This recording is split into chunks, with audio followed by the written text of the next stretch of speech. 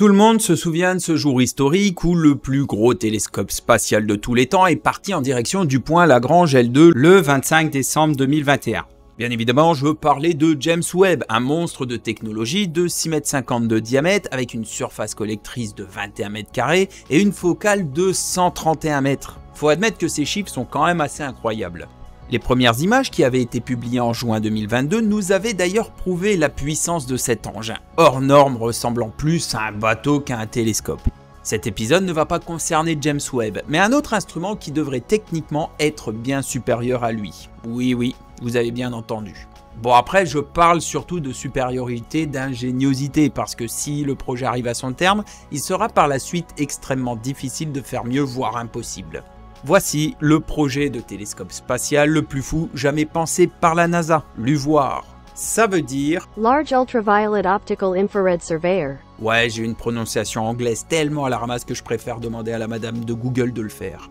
À première vue, il ressemble trait pour trait à Webb, sauf que contrairement à lui, LUVOIR est un télescope qui sera capable de travailler du visible au proche infrarouge, mais aussi dans l'ultraviolet, presque tout pareil que Hubble. Webb étant plutôt proche infrarouge à l'infrarouge, et on s'en aperçoit facilement d'ailleurs grâce à la couleur dorée de ses miroirs. Mais en vrai, c'est quoi la différence? Le visible, c'est simple, c'est ce que vous voyez. Quand vous regardez cette bougie par exemple, vous l'observez dans le visible, mais une bougie, il y a une flamme, et une flamme, ça chauffe. Et imaginez que celle-ci soit dans un épais brouillard, visuellement vous ne la verrez plus, et c'est là qu'arrivent les télescopes infrarouges. Ces instruments sont capables d'observer ce qui se trouve derrière ou dans le brouillard, mais à une seule condition, que cette source lumineuse émette de la chaleur, parce que la chaleur, ça émet dans l'infrarouge.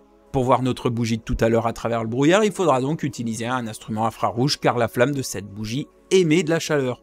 Bon, alors j'ai dégrossi, mais en gros c'est à peu près comme ça que ça marche. La différence entre un télescope infrarouge et un instrument qui travaille dans le visible, c'est ça.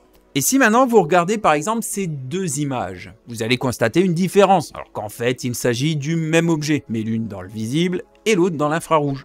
LUVOIR sera donc bien supérieur à Hubble, car son diamètre attendu pour la première version est juste énorme. 15 mètres de diamètre. Bon, dans le doute, les mecs, ils avaient quand même prévu une version 2 un peu plus soft de 8 mètres, mais quand même, la puissance de cet instrument va être juste colossale. Comme je le disais un peu plus tôt, le diamètre du miroir primaire de cet instrument est juste dingue, 15 mètres, c'est juste plus de 2,5 fois celui de James Webb. Le rapport d'ouverture devrait d'ailleurs être le même que le JWST, car il s'agit de la même formule optique. Il devrait donc être ouvert à f20, ce qui lui conférerait une focale de 300 mètres. Oui, 300 mètres. Autre particularité, et pas des moindres, le nombre de segments. Webb, c'est 18. LUVOIR, dans sa version A, ce serait 120 segments. Ça commence à faire beaucoup.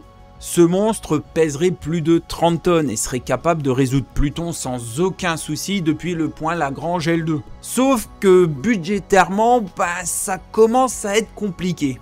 Là, on parle clairement d'un instrument qui coûterait des dizaines de milliards de dollars, sans oublier que le budget initial de Webb a été multiplié par 8 pour arriver à sa phase finale. Et c'est donc pour ça que l'équipe chargée du programme a réduit la voilure en proposant un instrument plus petit de 8 mètres de diamètre. Bon, ça reste très intéressant comme taille, Ça diviserait presque par deux le nombre de segments ainsi que la masse totale de l'engin.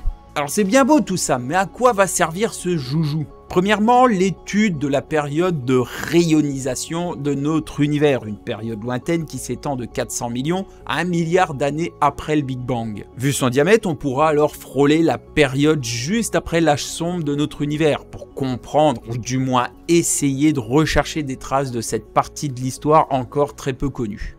LUVOIR servira également à l'étude des galaxies, allant de leur formation à leur évolution, et il fera pareil pour les systèmes stellaires et planétaires. Il fera de la télémétrie dans notre système solaire, c'est-à-dire le calcul de distance grâce au rayonnement des objets comme les comètes, astéroïdes, planètes, etc. Mais il aura surtout la capacité d'observer directement les exoplanètes les plus proches de nous pour en donner les caractéristiques principales, vérifier leur habitabilité, mais surtout, et même si Webb en est déjà capable, nous dire si celle-ci abrite la vie. Il sera donc en capacité de faire plein de choses très cool, et en ce qui concerne les outils qu'il va utiliser, on y retrouve des imageurs, des spectromètres, des chronographes, bref, des tas de trucs plus dingues les uns que les autres. Il sera lancé soit à l'aide d'une fusée SLS, soit à l'aide d'un Starship, et vu le gabarit de l'engin, c'est vraiment le minimum, hein.